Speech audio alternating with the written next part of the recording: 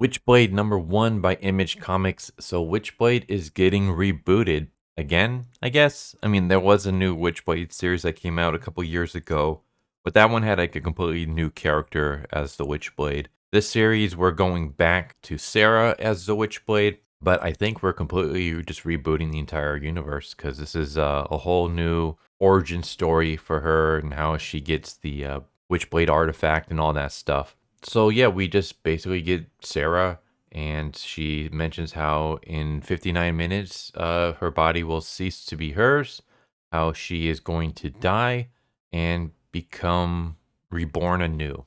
And so we go to Berlin, Germany, at a dig site where Kenneth Irons is trying to find the artifact. And I guess they did find the location for it, but they don't know who exactly is supposed to be the new host. So they force this one woman to dig out the artifact, and the artifact attaches to her and basically makes her rush out into the city. And Kenneth is like, follow her because she's going to lead us to the true Avatar. And so we just have moments where it reminds me a lot of that movie. What the hell was it called? Falling Down. The movie with Denzel Washington, where there's like the devil, and every time when he touches someone, he possesses them. That's pretty much what we get here, where the artifact, every time a woman touches the person with the artifact, or the person with the artifact touches another woman, they become the new host. So the construction lady gets shot, police officer touches her, then she gets the artifact, and then she goes and she touches the stewardess, and then she gets the artifact. So it basically just keeps infecting the next lady that gets touched. And eventually, the artifact comes to New York City. And then we come back to Sara, where Sarah's talking about her dad and how her dad meant everything to her. And he tried to help people, tried to stop bad things, tried to do what was right. And when she was a kid, she wanted to be just like him. But apparently, his own fellow officers killed him because he was going to report them for brutality, corruption, stuff like that. Basically, he was a good cop. He was going to turn over some bad cops, and those bad cops ended up killing him before he can do that. And so Sara didn't know what to do with her life. She joined the military. That didn't work out. So then she rolled into the academy, became an officer, and now she's going to try to hunt down her father's killers from the inside. And I think she's supposed to be like undercover. So she goes into like this warehouse where there's a bunch of hipster gangsters. Like, I look at these gangsters and I'm like, I can't take any of these guys seriously. They just look so hipsterish. And their boss even looks more so. And their boss is called the Vintner. He basically he like smuggles in wine. But I'm like, wine isn't illegal, so I don't know why you gotta smuggle it in. But whatever. He's a wine smuggler, okay. And he has like a mission for Sara, but he wants to see if she can be trustworthy or not. So first he mentions like you were part of SOG, Special Operations Group. And she's like, yeah. He's like, all right, well, there's a vintage that you can get me, but I need proof that you're with us. So he brings this dude who I guess was supposed to be a smuggler, but he messed up with the cargo and it got spoiled. And so he wants Sara to put a bullet in him. And so Sara basically is going to shoot this guy. And as she's about to do this, we just get a bunch of montages of a bunch of women being infected as the artifact gets closer and closer and closer. And so she pulls the trigger. She doesn't hesitate, really. She points the gun at the guy, pulls the trigger. Turns out the gun is empty. So this was all a bluff, which is kind of funny because you think, why would you try to bluff someone with a revolver? Especially someone who was in the military and in special operations. You could see if a revolver is loaded or not. You would think, hey, maybe give her a semi-automatic so she has no idea if there's anything in the chamber or not.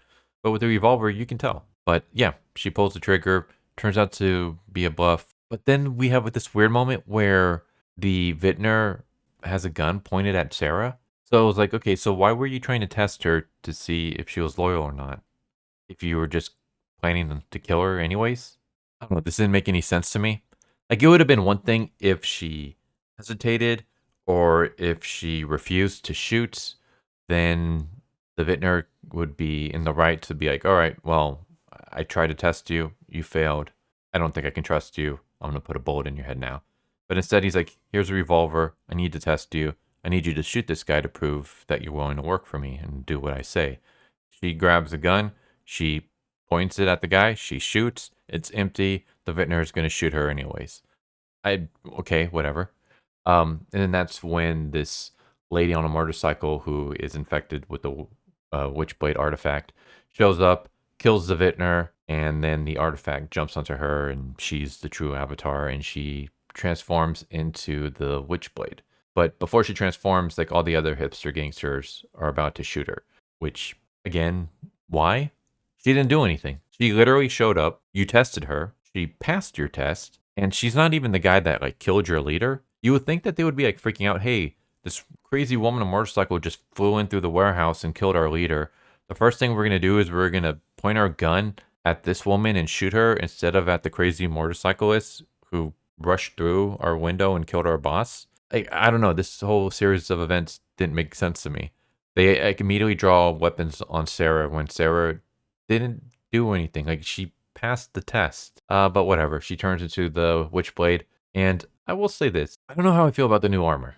I like the old armor better. And I know the old armor is like heavily sexualized and stuff, but that was kind of the point. Like Witchblade is the personification of the bad girl 90s comics run. Witchblade is the first person you think of. Witchblade and Red Sonja and their weird armor. So I don't know how I really feel about this full body armor. It just feels like we got to constantly desexualize all of our characters. And it's totally fine to have sexualized characters. Fan service is fine. Sex sells. Yeah, I'm not sure I really care for this. Like, maybe you could have done something a little bit different. So based off of the cover image here, I'll pull the cover image again.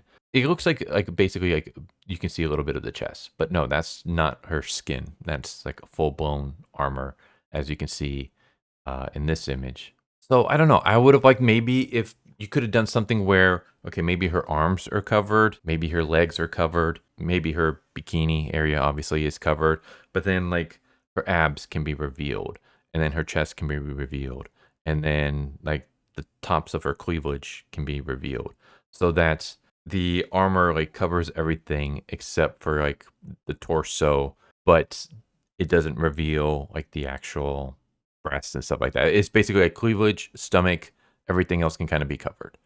So then you still get like a mix of sexuality, but not overblown. And I know some people will probably be like, oh, whatever, fan service. Like, I'm glad for the changes.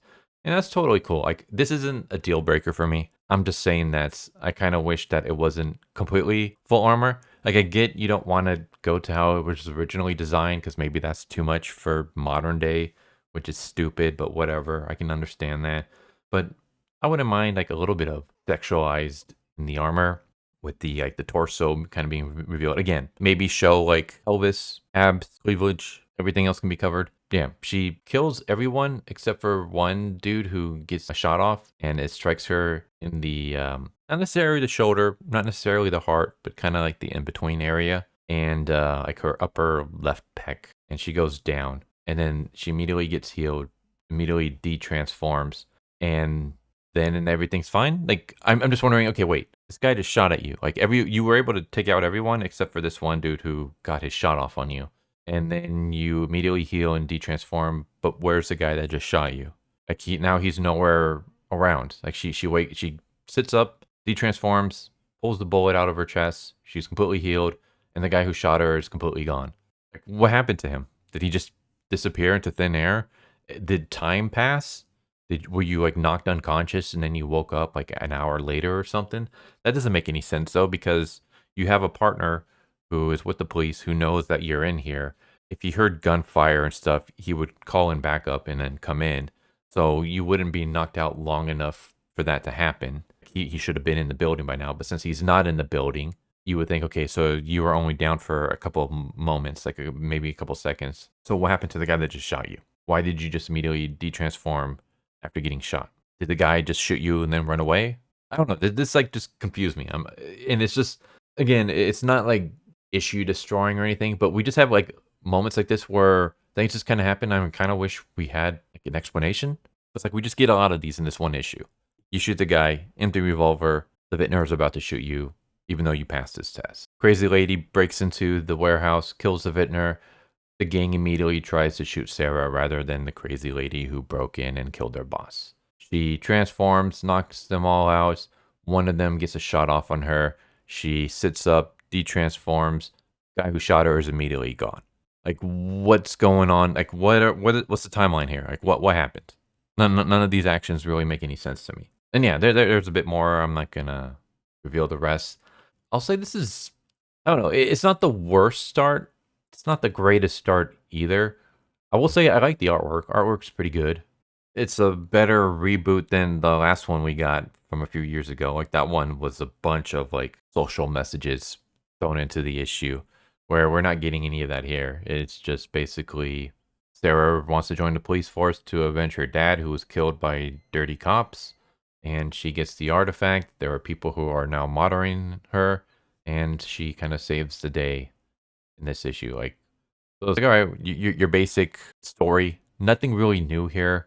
I guess that could be a negative. I would say this: it's not a negative, nor is it a positive, because it doesn't do anything new. But at the same time, nothing that it does is really all that terrible, minus just like the stuff that I already brought up. So all in all, I would give this, I'm debating between a 5 out of 10 or a 6 out of 10.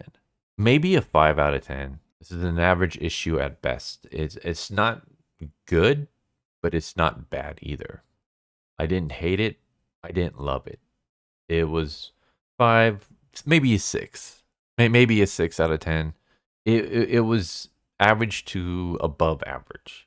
Not the greatest start for a new reboot, but it could have been a lot worse, I guess. So all in all, I will check out the next issue. I'm interested enough to see how the next issue is going to go, but this isn't something where like I would say you guys got to rush to the store and pick it up. Like, if you're a big Witchblade fan, maybe. If you're not a Witchblade fan, or if you just don't really care for the character, then maybe skip this. There isn't enough here for me to like really recommend it, but there's not enough here for me to totally blow it off. So I'm kind of at a stalemate with this. But there you go. That's Witchblade issue number 1 from Image Comics. An interesting reboot. Not necessarily terrible. Not necessarily good either. It's kind of formulaic. Pretty safe. Doesn't really do anything interesting yet. Maybe we'll get that in the next issue. Maybe this is just like, hey, here we're just going to set up who our basic characters are and stuff like that. And then the next issue is where we're really going to like settle down and start world building and exploring new avenues of this universe and things like that. Maybe that's the case. I guess we'll see. But yeah, this issue doesn't really do anything mind-blowing, nothing new, nothing crazy. Because of that, I'd give it like an average score. So there you go. Hope you enjoyed. Hope to see you next time. Take care. Later. Thank you for watching my video. I hope you enjoyed it. If you didn't, I still want to thank you for watching it this far, and I hope the next one is more to your liking. With that said, thank you once again, and I hope you guys and gals have a good one. Later.